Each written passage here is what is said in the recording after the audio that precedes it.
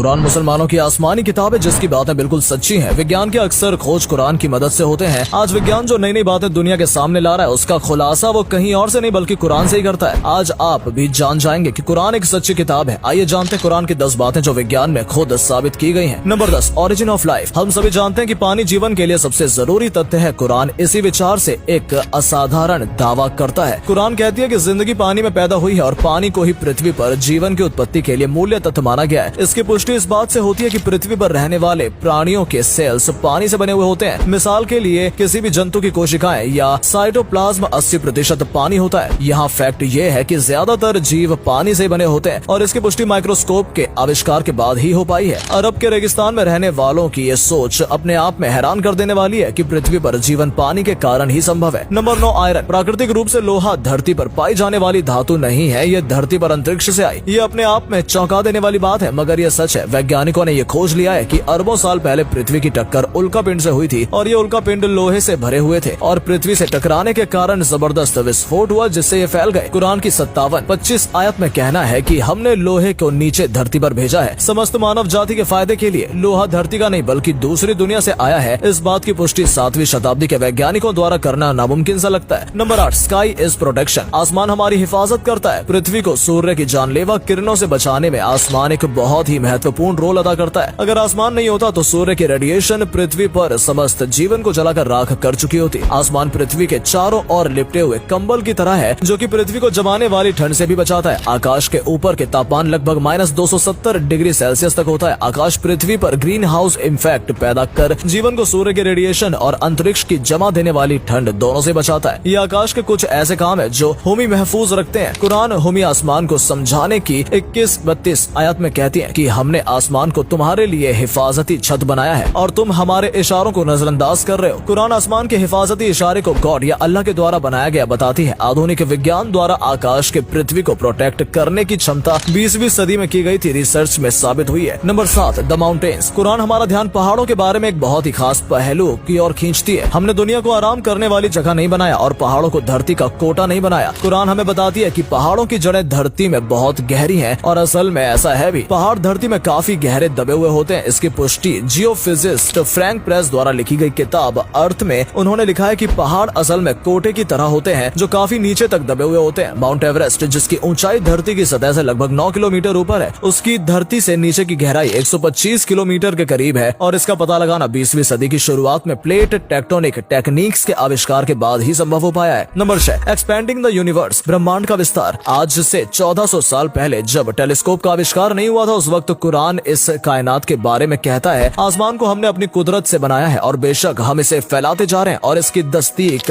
20वीं सदी के अजीम scientist Stephen Hawking अपनी किताब a brief history of the time में लिखते हैं कि ये 20वीं सदी की सबसे बड़ी खोज है कि कायनात वक्त के साथ फैलती जा रही है। हैरान करने वाली बात दोस्तों ये है कि इसका जिक्र कुरान में टेलीस्कोप के इजाद से 14 साल पहले ही हो चुका है। नंबर 5, सूरज का घूमना। दोस्तों साइंटिस्ट पहले से ये समझते थे कि सूरज बस एक जगह पे ठहरा हुआ है और कभी कोई मूवमेंट नहीं करता। 1512 में एक साइंटिस्ट अपना एक नजरिया पेश करते हैं कि जमीन के गोल चांद और बाकी प्लेनेट चक्कर नहीं लगा रहे बल्कि सूरज के गोल चांद और बाकी प्लेनेट से चक्कर लगा रहे हैं और सूरज अपनी जगह पर ही ठहरा हुआ है। एक जमाने तक साइंटिस्ट का यही मानना रहा। फिर 1609 में एक जर्मन साइंटिस्ट जोनास कैपिलर ने अपनी किताब में लिखा कि प्लैनेट्स सूरज के गोल नहीं घूम रहे बल्कि जमीन चांद और प्लैनेट्स सूरज के गोल घूमने के अलावा अपने महबर पर गर्दिश कर रहे हैं। बाकी प्लैनेट्स की ग्रह सूरज को अपने अक्ष पर एक चक्कर लगाने में 25 दिन लग जाते हैं। कुरान में इस बात का जिक्र कुछ यूँ मिलता है और वही है जिसने रात और दिन सूरज और चांद को पैदा किया और सब एक ही घेरे में तैर रहे हैं। Number 4, the ocean. कुरान की सूरह नूर में अल्लाह फरमाता है कि गहरे समंदर में अंधेरे हो जिसको ऊपर से एक लहर ने ढक लिया हो, उस लहर पर एक और लहर हो, फिर दूसरी लहर पे बादल हो, अंधेरे ही अंधेरे हैं, एक के ऊपर दूसरा अंधेरा है कि जब कोई अपना हाथ निकाले तो उसे अपना हाथ भी न दिखाई दे और जिसके लिए अल्लाह नूर ने बनाए उसके लिए कोई नूर नहीं है। आमतौर पर यह समझा जाता है कि लहरें समुद्र के ऊपर सतह पर चल रही हैं। हालांकि साइंस ये बात साबित कर चुका है कि लहरें सिर्फ समुद्र के ऊपर सतह पर ही नहीं बल्कि नीचे भी होती हैं। ये लहरें इंसानों को दिखाई नहीं देती, सिर्फ इन्हें कुछ खास यंत्रों द्वारा ही पता लगाया जा सकता है। कुरान समुद्र की गहराइयों के अंधेरों के ऊपर चलने वाली लहरें और उसके ऊपर चलने वाली लहरों और उस पे ऊपर बादलों के बारे में होमी बताती है। कुरान की ये बात सिर्फ इसलिए काबिल तारीफ नहीं है क्योंकि वो सिर्फ अंदरूनी समुद्री लहरों के बारे में बात करती है बल्कि इसलिए भी है क्योंकि ये समुद्र की गहराइयों के बारे में भी बात करती है। बिना इक्विपमेंट का इस्तेमाल किए इंसान सिर्फ 70 मीटर गहराई तक जा सकता है। वहाँ कुछ रोशनी जरूर होती है अगर हम 1000 मीटर की बात करते हैं तो वहाँ घनघोर अंधेरा रहता है। Number 3, lying and movements. दोस्तों हुजूर साहब के दौरान में एक आयत को अब जहल के ऊपर उतारा गया, क्योंकि अबू जहल बार बार झूठ बोला करता था। इसके बारे में अल्लाह इरशाद फरमाता है, अगर वो बाज न आया तो हम जरूर पेशानी के बाल पकड़ कर खींचेंगे। वो पेशानी जो झूठी अतकार है, इस आयत में दिमाग के सामने वाला हिस्से को झूठा और खतकार बताया गया है। ये आयत 2 कारण की वजह से बड़ी खास है। पहली ये कि हमारे दिमाग का सामने वाला हिस्सा ही हमारी सोच समझी हरकतों का जिम्मेदार होता है। दूसरा ये कि हिस्सा झूठ बोलने वालों कामों को कंट्रोल करता है। आज के दौर में कई रिसर्चर ने यह साबित किया है कि दिमाग में आगे वाला हिस्सा ही हमारी हरकतों और झूठ बोलने की जिम्मेदारी होता है। दिमाग का ये फंक्शन 20वीं सदी के एडवांस होने पर ही मालूम हुआ था, जबकि कुरान इस तरफ कब का इशारा कर चुका है। Number 2, pen. काफी लंबे समय तक लोग यही नहीं समझ रहे थे कि दर्द को फील करने वाले सेल्स हमारे दिमाग में होते हैं। हालांकि बाद में ये तहकीकात से पता चला कि दर्द को महसूस करने वाले सेल्स हमारी स्किन में ही होते हैं, जिसका जिक्र कुरान को सूरह निसा में कुछ इस तरीके से होता है, बेशक वो लोग जिन्होंने हमारी आयतों से इनकार किया, हम उन्हें आग में जलाएंगे और जब उनकी खाल जल जाएगी तो हम उन्हें उसके बदले उन्हें दूसरी खाल देंगे ताकि वो दर्द को लगातार महसूस कर सके। Number 1, the big bang. दोस्तों 80 या 90 साल पहले दुनिया का सबसे अहम सवाल ये था कि ये दुनिया कैसे वजूद में आई। फिर अचानक 1931 में एक साइंटिस्ट ने कहा कि ये यूनिवर्सल पहले एक सिंगल पॉइंट या एक गोला था, फिर एक बड़ा धमाका हुआ जिससे ये चांद महसूस और सितारे सारी चीजें वजूद में आ गई, जिसे साइंस की जबान में कहा गया द बिग बैंग। कुरान में इसका जिक्र हमें 1400 साल पहले ही मिलता है। क्या इनकार करने वाले ये नहीं जानते कि ये जमीन और आसमान मिले हुए थे और हमने इन्हें जुदा किया, और इस तहकीकात को साइंस की एक बड़ी खोज माना जाता है। दोस्तों अगर आपको ये वीडियो पसंद आई हो तो इसे अधिक से अधिक लाइक और शेयर करें। साथ ही हमें कमेंट करके बताएं कि आपको इनमें से कौन सा फैक्ट सबसे ज्यादा मजेदार लगा। आज के लिए इतना ही। आपसे फिर मिलेंगे एक नई वीडियो और ढेर सारी रोचक जानकारियों के साथ।